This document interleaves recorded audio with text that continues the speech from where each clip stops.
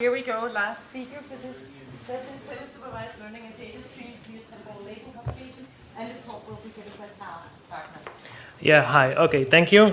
So I'm going to talk about semi-supervised learning on data streams via temporal label propagation, and this is joint work with Sudipto, Guha, Shiva, Kasiviswanathan, and Nina Mishra. So the problem is the following. We have a stream of data points arriving one by one very quickly. A small number of them is labeled, 0, 1, and most of them are unlabeled. And the goal is to classify the incoming points on the fly as they come very quickly. So some example scenarios you can think of are maybe we are tracking the health signal of a patient, like the heartbeat signal, and we want to classify abnormal heartbeats. Or maybe we are monitoring a network and we want to classify different types of intrusion attempts or overloads or failures. Or maybe we are getting a video feed from a camera and we want to detect things like other cars or pedestrians or obstacles on the roads and so on. So in all of those scenarios, you might get a small number of labeled examples in the beginning of the stream. And you might also get a small amount of user feedback occasionally. But most of the time, you are just seeing a very high volume of unlabeled data that you need to deal with.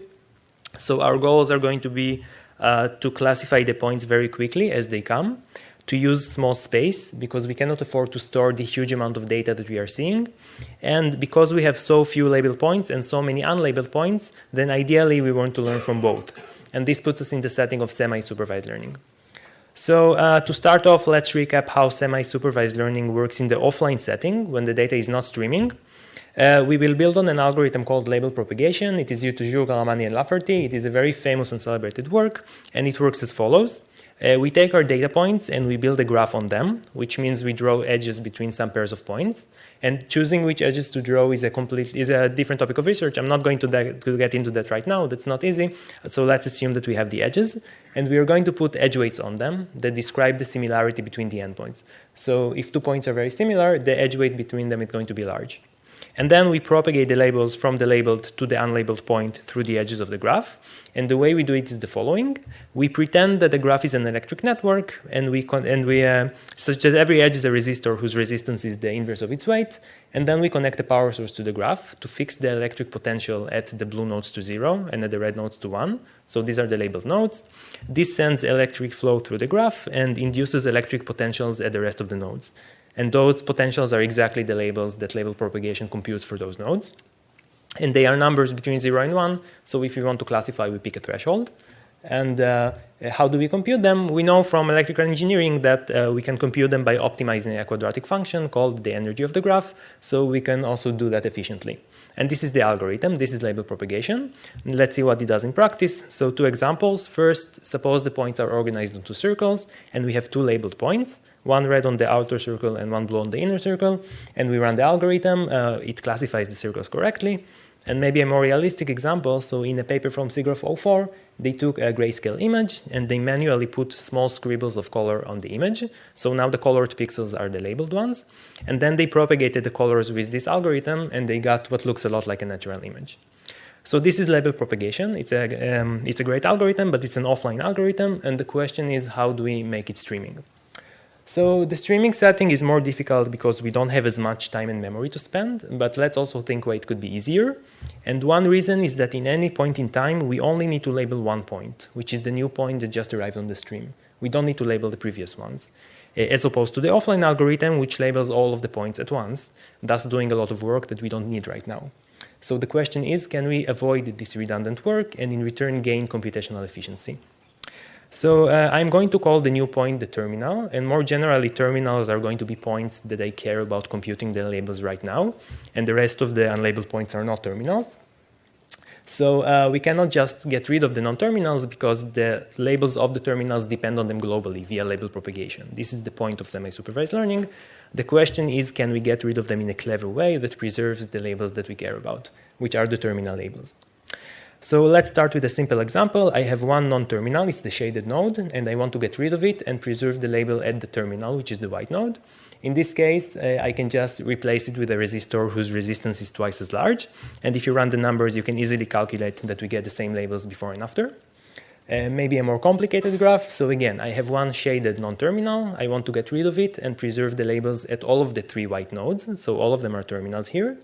Again, we can do it. We need to put some new edges and recompute the edge weights, but there is a closed form way to do it, and it is called the star mesh transform in electrical engineering, because we get rid of the star centered at the shaded node and we replace it with a clique or a mesh on its neighborhood.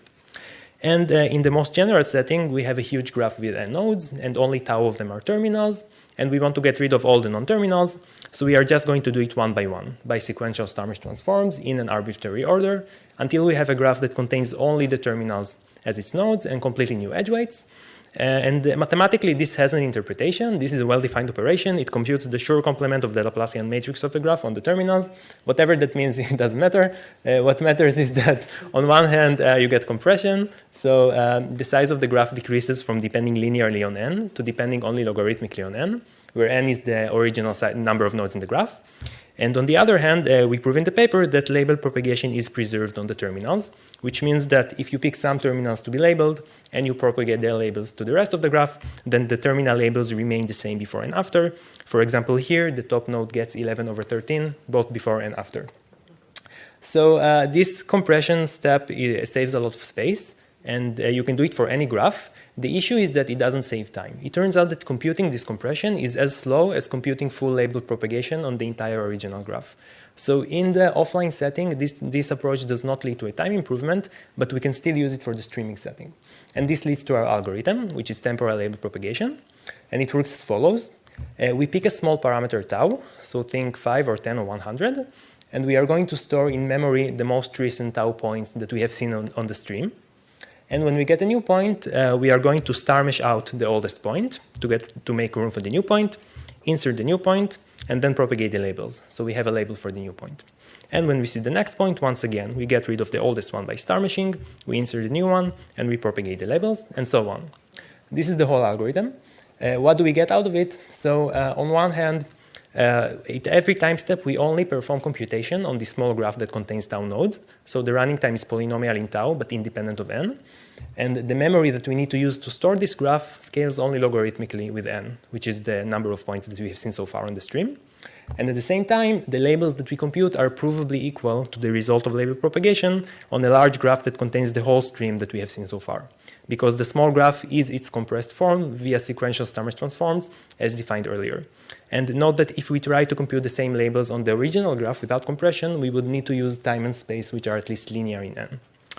Okay, so now you might be wondering, what is this large graph? Where did it come from, and what does it mean? So it is a specific graph. You can work backwards from the algorithm. What is this graph? And it turns out that this graph is suitable for streams which are temporally ordered. So for example, in a video feed, you get the frames in a certain ordering which you need to know to make sense of the video, and you can also use it for learning. This is also true for time series data and so on. So this is why we call the algorithm temporal label propagation, because it is suitable for ordered streams. So let me show a quick demo. I'm going to go back to this example and stream the points counterclockwise from the labeled points at the x-axis. So in every step, the algorithm gets the new point, gets rid of the oldest point, and that's why you see the two caterpillars crawling on the circles. These are the most recent points. But the history of the stream is not completely lost. It gets encoded via sequential star mesh transforms into the edge weights between the points on the caterpillars. And this is why the classification is still correct here, and it's going to remain correct throughout the circles, even though they are pretty far from the labeled points at the x-axis. And some real data maybe. So suppose we have the heartbeat signal, EKG signal of a patient, and we want to classify two types of abnormal heartbeats that co-occur in patients. So we start off our algorithm with two examples of each abnormal heartbeat, and we let it run, and we get good accuracy. And just to conclude, so we have a principled way to reason about label propagation in data streams, and graph-based semi-supervised learning, and specifically label propagation, is a very well-developed field. There is a lot of literature, there is rich mathematics behind it, and it is useful in practice. We hope that our work is just the first step to extend it to more computational settings, such as distributed and streaming. And this is it. Thank you. Thank you.